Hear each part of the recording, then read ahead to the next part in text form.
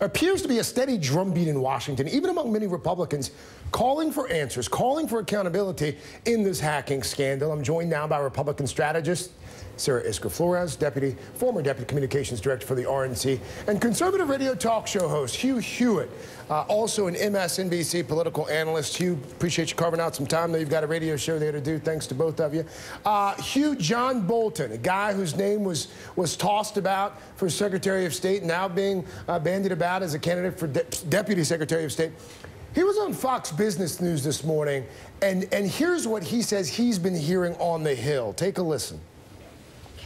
And let me say, I've spoken to a number of Republican senators, plural, in the past 2 days who have actually looked at the intelligence. And they do believe that it was the Russian government that did it. Now, it's not clear, and in fact, you can probably say with some confidence that it didn't affect the election. Hugh, it's starting to seem as if the president-elect is about the only person in Washington who thinks that Russia may not have been involved in this. Well, I don't read Donald Trump that way, Craig. The president-elect, I think, is voicing a great deal of chagrin at the ongoing media narrative that omits some key facts. I believe it was Russia, but I also know that Ben Rhodes, the Deputy National Security Advisor, has a history of misleading the media with off-the-record briefings, as he did on the Iran deal. I know that Devin Nunes, who's the chairman of the House Intelligence Committee, asked the intelligence agencies to come and brief his committee this week, and they refused to do it.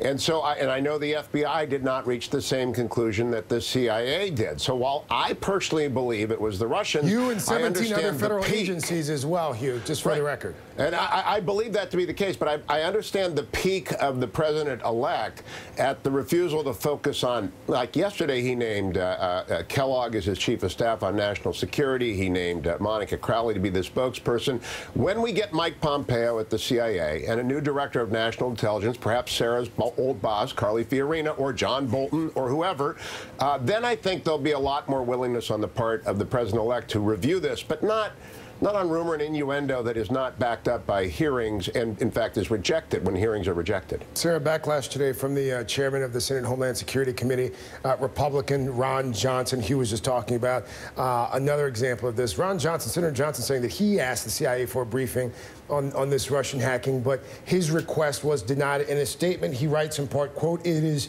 disappointing that the CIA would provide information on this issue to the Washington Post and NBC, but will not provide information to elected members of Congress." What's happening here? Well, I think we have leaks at the CIA that are trying to score points in the press, and we have Democrats desperately trying to hold on to this idea that Donald Trump wasn't actually elected and won't be the president-elect. It's why we see celebrities trying to sway the Electoral College. Politically, for Democrats, this is a huge mistake. They're looking quite foolish, especially when you then have stories coming out about Hillary's team in Michigan having no ground game, no persuasion effort whatsoever to reach voters, while Brooklyn is sitting in a bubble. They want to blame this on the Russians because they can't blame it on their message, and they don't want to blame it on their candidate.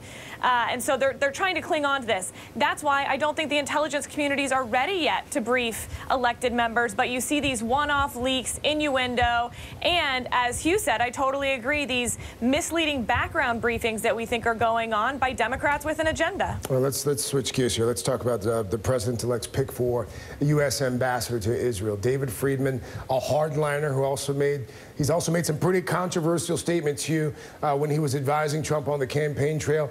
Here he is in an interview accusing Clinton aide Huma Abedin of having ties to the Muslim Brotherhood. Here he is. I think the evidence is such that she does have ties to the Muslim Brotherhood.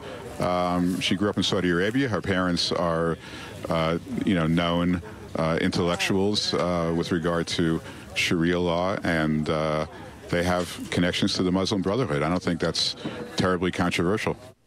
Hugh, he sounds like a wacky conspiracy theorist. As you know, the claim found to be baseless, according to the Washington Post, according to all of the other major fact checkers. Is this guy fit to be U.S. ambassador to Israel? Yes, he is. I don't know him, but I do know that he has the president's ear. And if you're Israel, you want someone who has a close relationship with the president-elect to be named your ambassador. I don't think he's a wacky conspiracy theorist, although that is not my favorite line of attack on Huma Abedin. There's much more.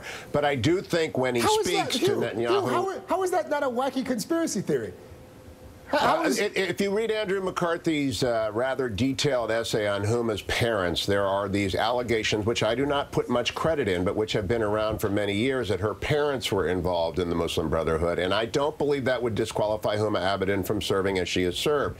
But my key point is that you want an ambassador that when they say to Netanyahu or whoever is the prime minister, this is what the president says and what he means, will be believed. That's why, for example, when the President Obama this morning threatened sanctions or an action against the Russia, he's not believed, because when he threatened enormous consequences for crossing the red line, they never happened. You have to have reliable communicators of the actual point of view of the president as your ambassador. I think Mr. Friedman's one of those. Sir, before we let you guys get out of here, Monday, of course, you just alluded to this, big day in this country, the Electoral College.